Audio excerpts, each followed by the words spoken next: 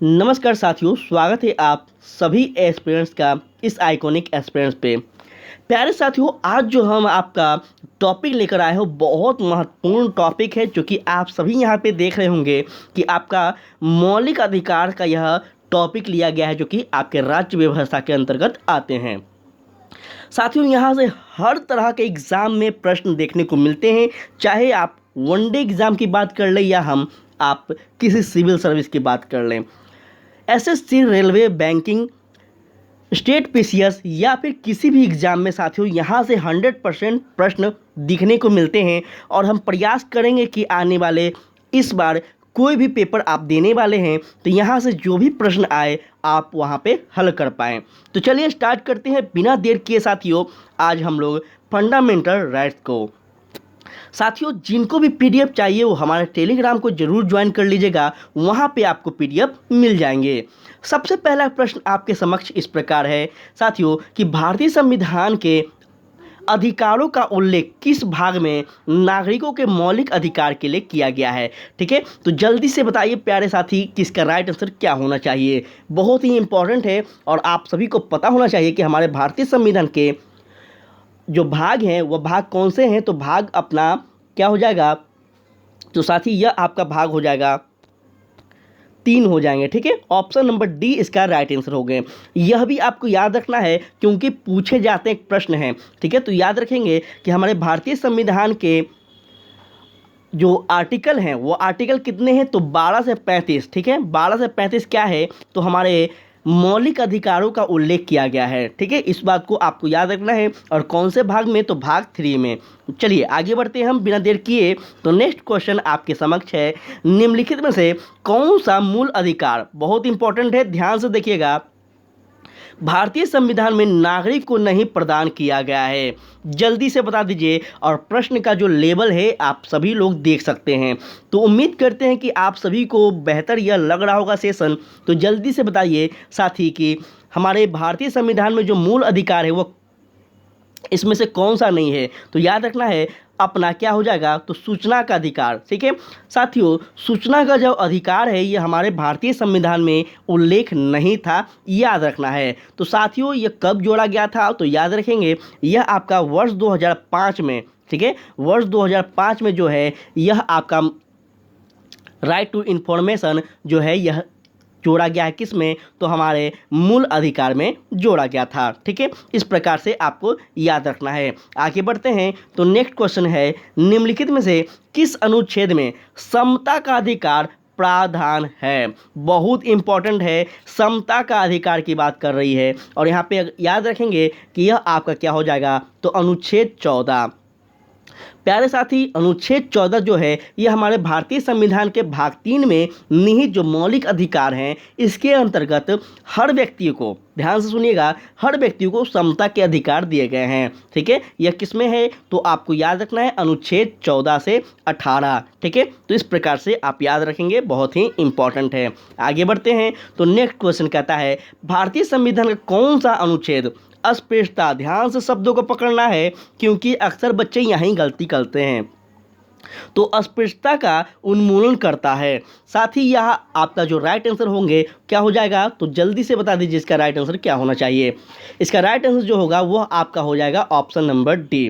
ठीक है, option number D जो होगा आपका राइट आंसर होगा। अर्थात हमारे भारतीय संविधान में जो अनुच्छेद 17 है, यह अनुच्छेद 17 किसका उन्मूलन करता है, तो अस्पृश्यता का उन्मूलन करता है। अस्पृश्यता का मतलब क्या होता है, तो याद रखना है छुआछूत। ठीक है, आप देखते आ रहे होंगे कि हमारे भारतीय संस्कृति में, हमारे भारतीय परंपराओं में एक प्रकार से छुआछूत की भावना बहुत पुराने समय से चलते आ रहे हैं। तो इसी का उन्मूलन करते हुए, इसी का बदलाव करने के लिए क्या किया गया है, तो हमारे भारतीय संविधान में हर नागरिकों के लिए यह आर्टिकल 17 जोड़ा गया है। ठीक है, आशा करते हैं कि चीज़ आपको समझ में आ रहा होगा। ध्यान से सुनिएगा, क्लास को कम से कम 2 से 3 बार जरूर देखिएगा, हर क्वेश्चन का जवाब आपके दिमाग में हो गए। चलिए, निम्न में से कौन सा युग्म सुमेलित नहीं है। अब आप बताइए साथी, अनुच्छेद 14 विधि के समक्ष समानता, अनुच्छेद 16 अवसर की समानता, अनुच्छेद 17 उपाधियों का अंत, अनुच्छेद 18 सैन्य उपाधियों की अनुमति। इसमें से राइट आंसर क्या होंगे आप सभी लोग अपने विवेक के अनुसार बताते चलें। अगर हम बात कर लें साथ ही यह आपका, तो क्या होगा, तो अनुच्छेद जो 17 है, ध्यान से सुनना है, अनुच्छेद 17 जो है यह क्या है, तो उपाधियों का अंत। अब आप बोलेंगे कि सर आपने तो बोला अनुच्छेद 17 जो है यह क्या करता है, तो अस्पृश्यता का अंत करता है। तो प्यारे साथियों याद रखना है, हमारे भारतीय संविधान के जो अनुच्छेद 17 है यह अस्पृश्यता का अंत का प्रावधान तो करता है, ठीक है, लेकिन यह उपाधियों को भी अंत करता है। तो इस प्रकार से आपको याद रखना है, जब डिटेल में हम चलेंगे तो आपको वहाँ पे हम बताएंगे, ठीक है, ठीक है, वहाँ पे आपको इस चीज़ को याद रखना है। आगे बढ़ते हैं, तो आगे ध्यान दीजिएगा। नेक्स्ट क्वेश्चन कहता है यहाँ पे, निम्नलिखित में से कौन सा अधिकार भारतीय संविधान द्वारा प्रदत्त बहुत इंपॉर्टेंट है, एक मौलिक अधिकार नहीं है। इंपॉर्टेंट है, ध्यान से समझना है कि कह रहा है निम्नलिखित में से कौन सा अधिकार भारतीय संविधान में प्रदत्त एक मौलिक अधिकार नहीं है। तो याद रखना है, यह आपका क्या होंगे, संपत्ति का अधिकार। ध्यान से सुनिएगा, हमारे भारतीय संविधान में पहले जो थे यह संपत्ति का अधिकार भी हमारे मौलिक अधिकार में ही निहित थे, लेकिन 44वें संविधान संशोधन जो कि 1978 में होते हैं, इन संशोधन के अंतर्गत क्या किया गया है, तो यह जो संपत्ति का अधिकार था इसको क्या कर दिया गया, तो इसको हटा दिया गया है हमारे मौलिक अधिकार में से, और इसको किस अनुच्छेद के अंतर्गत जोड़ा गया है, तो याद भी आप लोग याद रखेंगे, आर्टिकल 300 क के अंतर्गत, ठीक है, 300 क कह लें या फिर 301 कह लें। इसके अंतर्गत क्या है, तो हमारा संपत्ति का अधिकार को विधिक कानून बना दिया गया है, याद रखना है, विधिक अधिकार बना दिया गया है, ठीक है। आगे बढ़ते हैं, बहुत ही इम्तियाज से हम चल रहे हैं ताकि आप सभी को दिक्कत ना हो। एक बार आप सबसे विनती है कि आप लोग क्लास को अगर अच्छा लगे तो प्लीज़ आप अपनी ईमानदारी पूर्वक एक बार शेयर कर दीजिएगा साथी, क्योंकि बहुत ज़्यादा मेहनत लगता है आपके लिए बेस्ट कंटेंट अवेलेबल करवाने में, ठीक है। तो प्लीज़ आपसे रिक्वेस्ट है कि थोड़ा सा शेयर करेंगे और फीडबैक ज़रूर दीजिएगा। कल के लेक्चर में भी हम बात किए थे, आप लोग फीडबैक नहीं दिए थे, तो रिक्वेस्ट है साथी कि फीडबैक दीजिए ताकि हम जो आपके लिए कर रहे हैं मुझे पता चल पाए कि आप सभी को इसमें फ़ायदा हो रहा है या फिर नहीं, तो हम कंटेंट में भी बदलाव करेंगे, ठीक है। तो प्लीज़ अपना फीडबैक ज़रूर दें। कहता है प्रेस की स्वतंत्रता किस अधिकार में निहित है।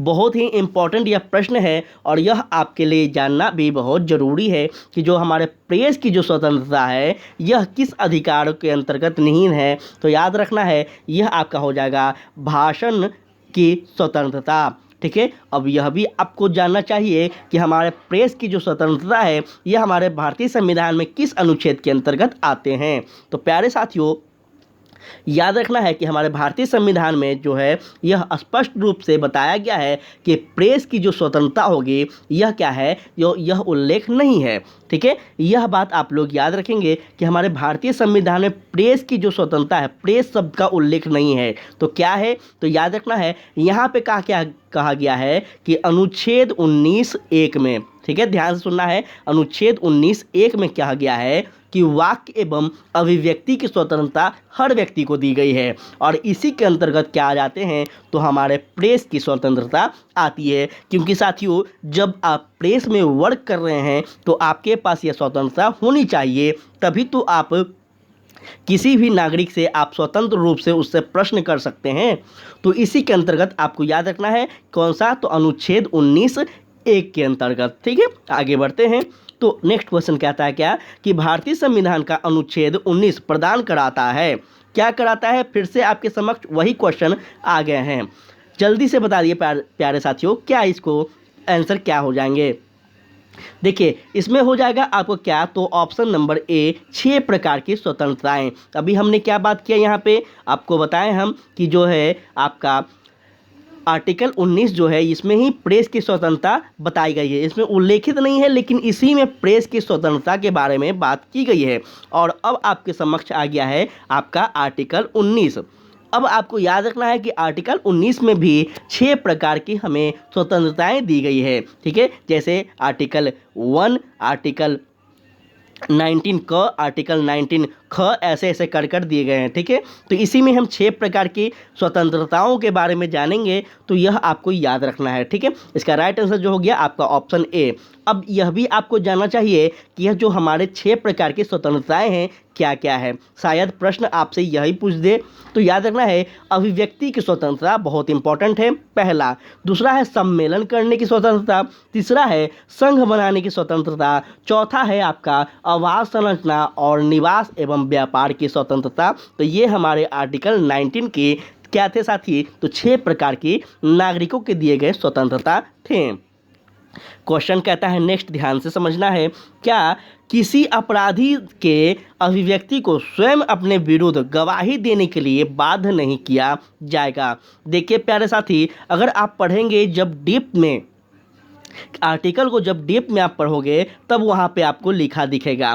तो हम क्या कर रहे हैं आपके लिए कि हर आर्टिकल के जो स्टेटमेंट हैं उस स्टेटमेंट के बीच से भी क्वेश्चन आपको एक दो दे रहे हैं, ताकि आपको पूरी तरह से कॉन्सेप्ट क्लियर हो और याद रहे।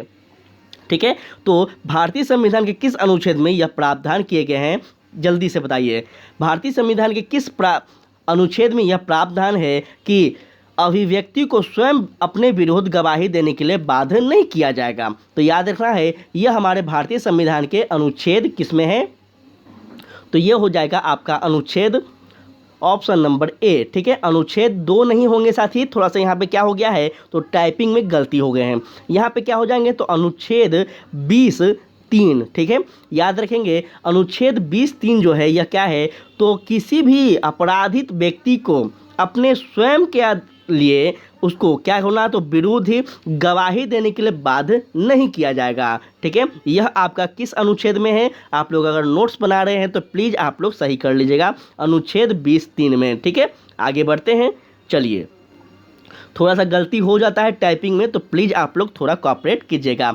भारतीय संविधान के अनुसार जीवन का अधिकार एक है, क्या है।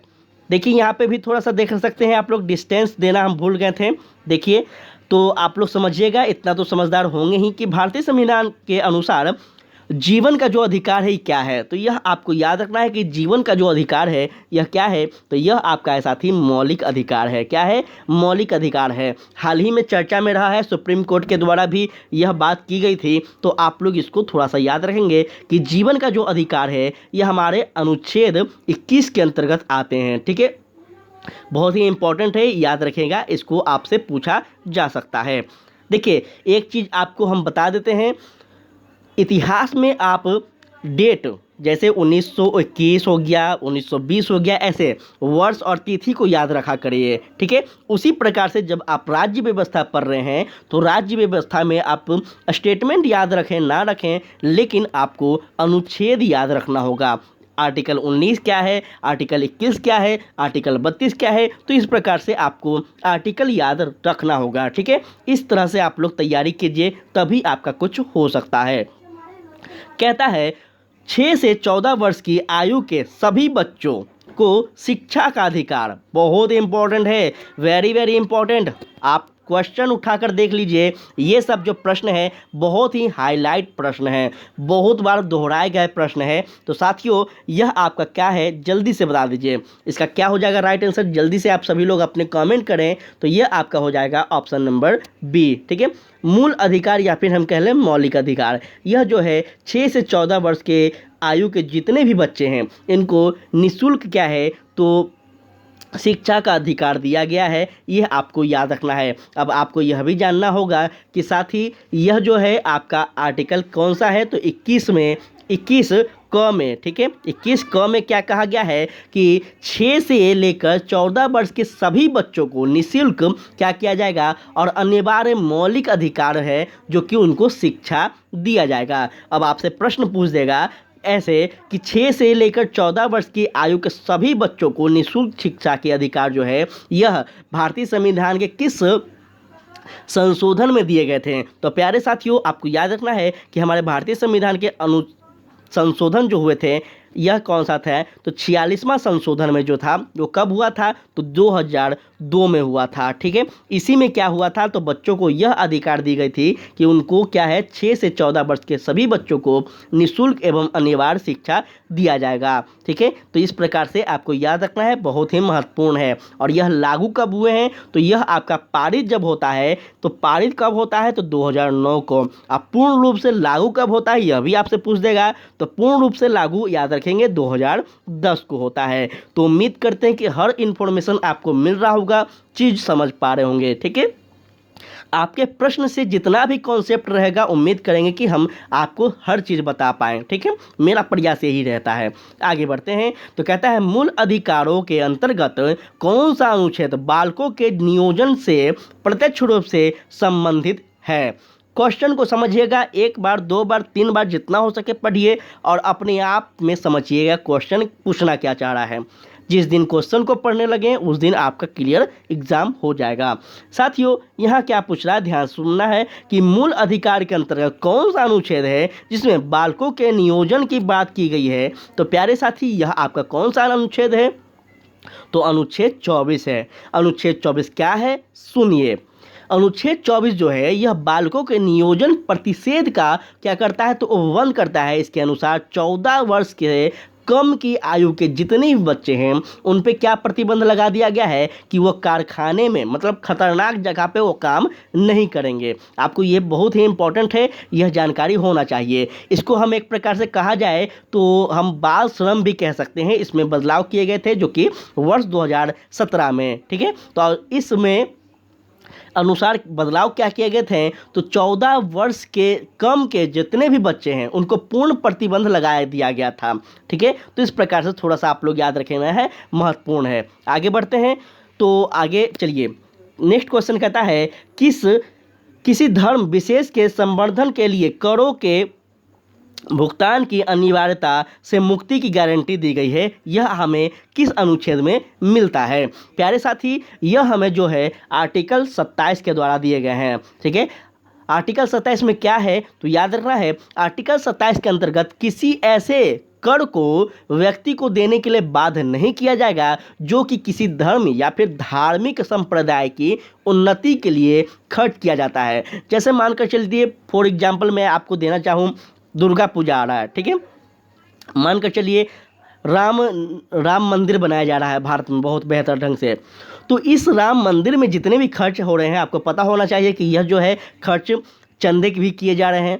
तो चंदे में जो क्या कह रहा है हमारा यह अनुच्छेद 27, इसमें कि आपको बाध्य नहीं किया जाएगा। चंदे के रूप में क्या होता है कि आपका अगर मन है तो आप प्लीज़ दीजिए, जितना मन है, श्रद्धा आपका जितना है आप दीजिए। आपको किसी भी प्रकार से बाध्य नहीं किया जाएगा कि आपसे 5,000 ही लेंगे, 500 लेंगे, 5 लाख लेंगे। तो इस प्रकार से किसी भी व्यक्ति को बाध्य नहीं किया जाएगा। ठीक है, तो यही था अपना अनुच्छेद 27। उम्मीद करते हैं कि बेहतर ढंग से हर चीज़ क्लियर हो पा रहा होगा।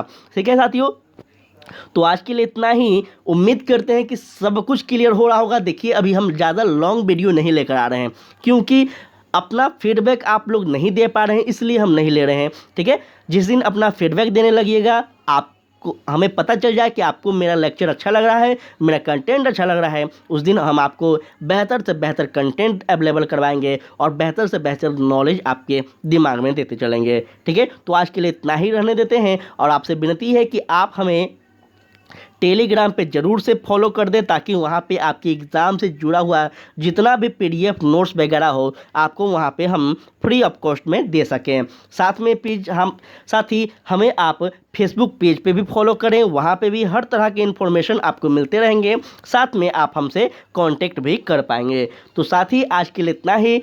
आशा करते हैं कि आपको अच्छा लगा हो। प्लीज़ अच्छा लगा हो तो अपना फीडबैक दीजिएगा, लाइक और सब्सक्राइब करेंगे और और भी साथियों तक इसको जरूर पहुंचाइएगा। ठीक है, तो आज के लिए इतना ही। जय हिंद, जय भारत।